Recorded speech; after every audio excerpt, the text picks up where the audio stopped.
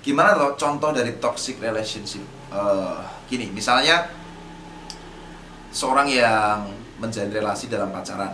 Nah, kemudian pacarnya ini sangat posesif.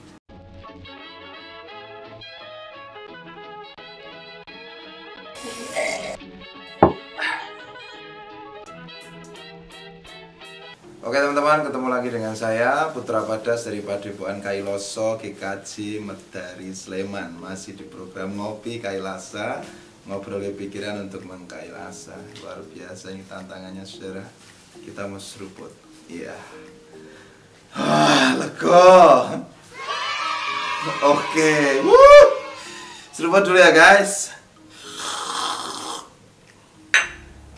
Oke, teman-teman, ada request yang masuk ke channel Padepokan Kailoso tentang bagaimana menyikapi toxic relationship atau hubungan yang tidak sehat. Jadi toxic relationship itu kira-kira definisinya adalah hubungan yang tidak sehat, hubungan yang beracun, hubungan yang justru mematikan, kira-kira seperti itu.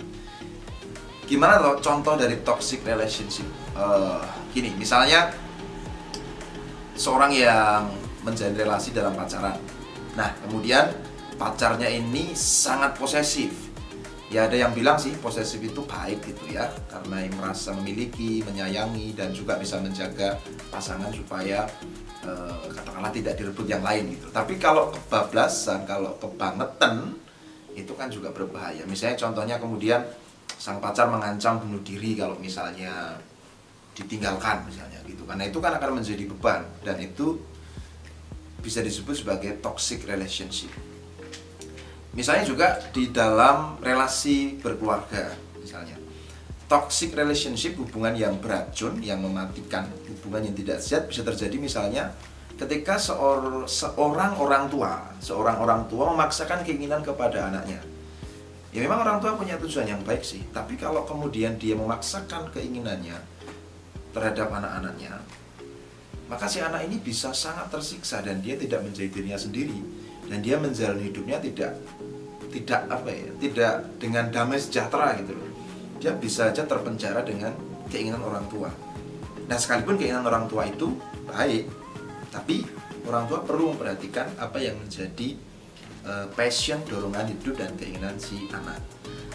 Nah, kemudian sebaliknya misalnya seorang anak yang memanfaatkan kasih sayang orang tuanya. Jadi seorang anak bisa saja juga kemudian membangun toxic relationship, hubungan yang tidak sehat, bahkan hubungan yang mengandung racun.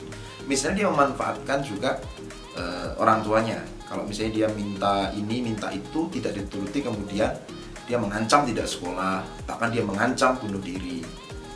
Dimulai dengan mengurung diri di kamar, nggak mau keluar, ngambek, ngemah-ngemah bantal dan seterusnya, membuat selimut kelomo dan seterusnya. Pokoknya dia ngambek, bahkan mungkin sampai mengancam bunuh diri. Nah, itu toxic relationship juga. Misalnya dalam persahabatan, pertemanan, di tempat kerja, toxic relationship juga bisa berwujud dalam hal yang lain. Misalnya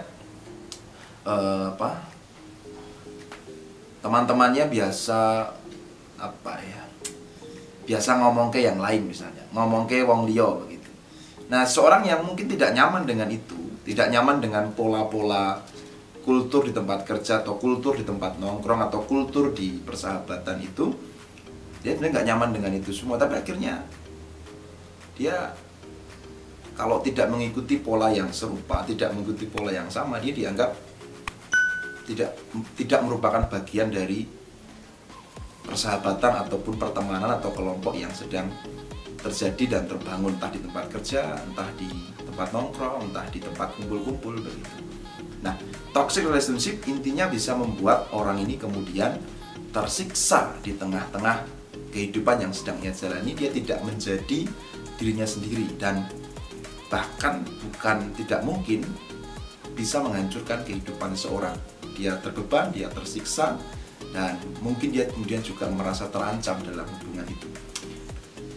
Setiap orang bisa melakukan dan membangun toxic relationship, hubungan yang beracun, relasi yang tidak baik. Setiap orang bisa, bahkan mungkin saya sendiri juga mungkin pernah atau sedang atau masih berada dalam atau membangun ataupun saya tidak sadar mungkin mengembangkan sikap-sikap yang seperti itu. Mungkin dalihnya sayang, mungkin dalihnya cinta, mungkin dalihnya perhatian, mungkin dalihnya peduli. Nah, maka siapapun Anda, siapapun teman-teman, siapapun kamu guys, periksa kembali sikap-sikap motivasimu dalam kamu membangun hubungan dan relasi di tengah keluarga, di tengah persahabatanmu, di tengah kamu berpacaran.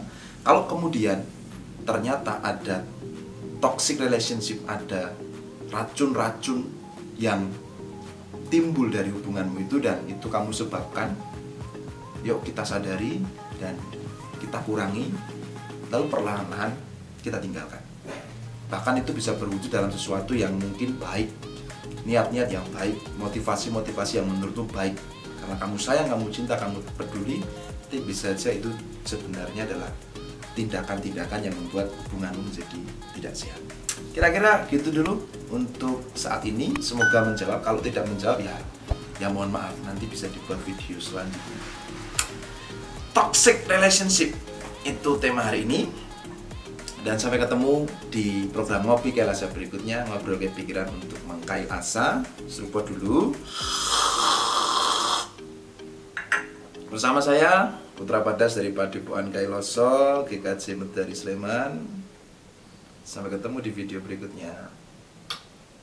Love you. Jangan lupa like, comment, share, and subscribe supaya kamu tetap bersamaku. Matur nuwun. Mwah.